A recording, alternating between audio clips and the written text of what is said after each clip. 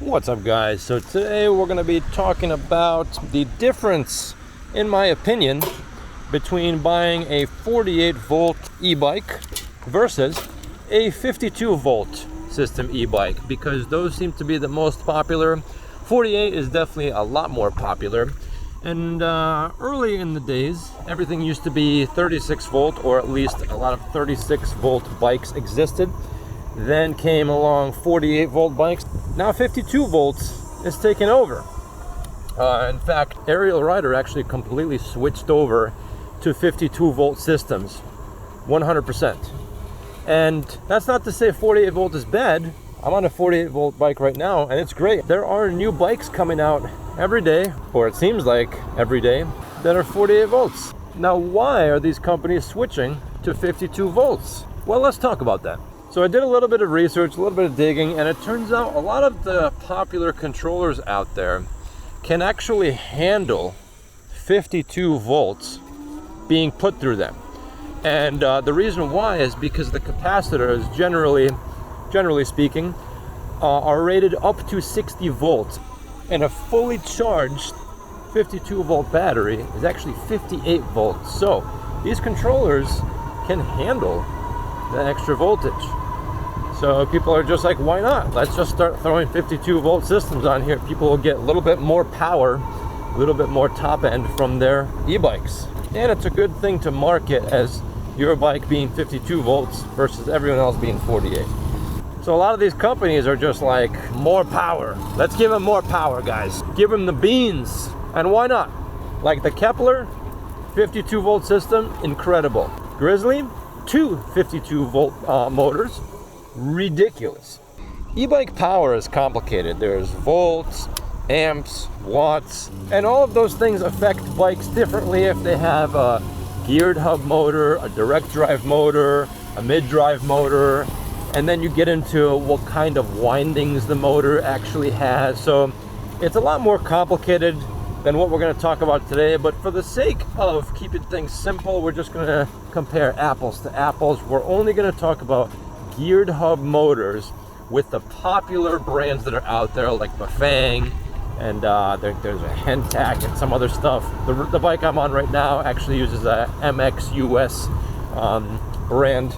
So we'll just talk about the popular ones that most consumers are likely to purchase. Like yourself, you're out here doing research on e-bikes, and you see two of the same type of bike. One has 52, one has 48 volts, and you're thinking, which one do I get? Is the 52 volt system really worth the extra cost? We'll only be talking about bikes in the range of maybe $1,500 to $2,500. Most of those usually use some kind of geared hub motor, usually from Bafang, maybe a G60, G62.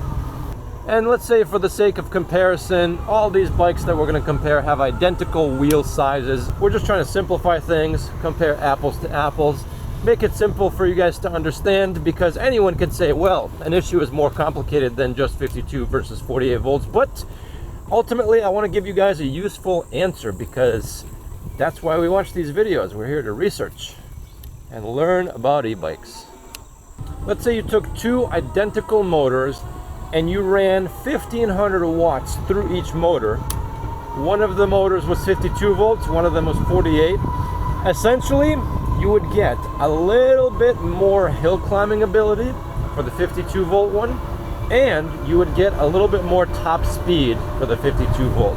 Primarily top speed, you'd probably get like 2 or 3 extra miles an hour.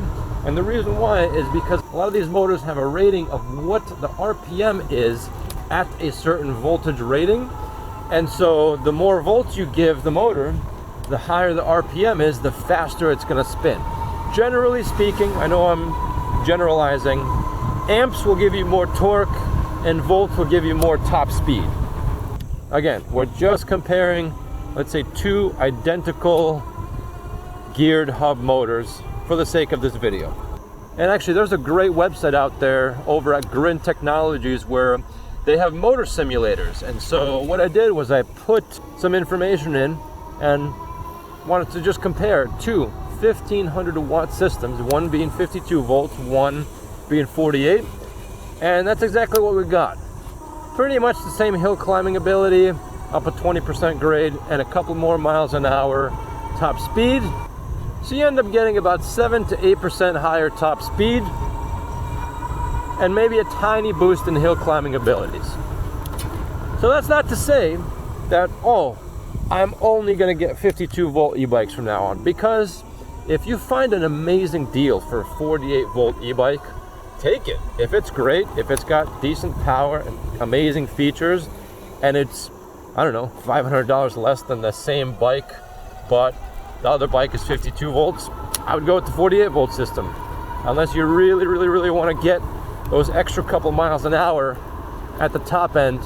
If that's really worth it to you, hey, that's fine, God bless you, it's free country, you can do whatever you want. But if I were you, I'd probably get the 48 volt system if it was a great deal. Use the extra money to buy a second battery, and then you get a lot more range and you get a lot more consistent power, because the 52 volt system will likely drain the battery a lot faster versus the 48 volt system. So let's say the 48 volt system will give you a top speed of maybe 30 miles an hour. The 52 volt system will give you 32. Small little difference, calculates out to about, what, 7 to 8%, something like that. So to conclude this video, I know there are a lot more variables than what I mentioned when it comes to choosing a 48 volt system versus a 52 volt system.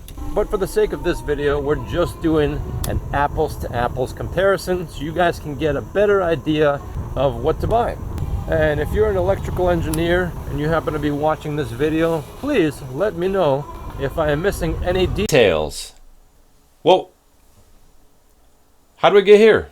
Oh, that's right. My battery died right at that moment. So we're going to finish the video here in the studio. Guys, thank you for watching. Let me know what you think of the video. Would you rather get a 48 volt system or a 52 volt system? Let me know why in the comments. Again, thanks for watching. Until next time.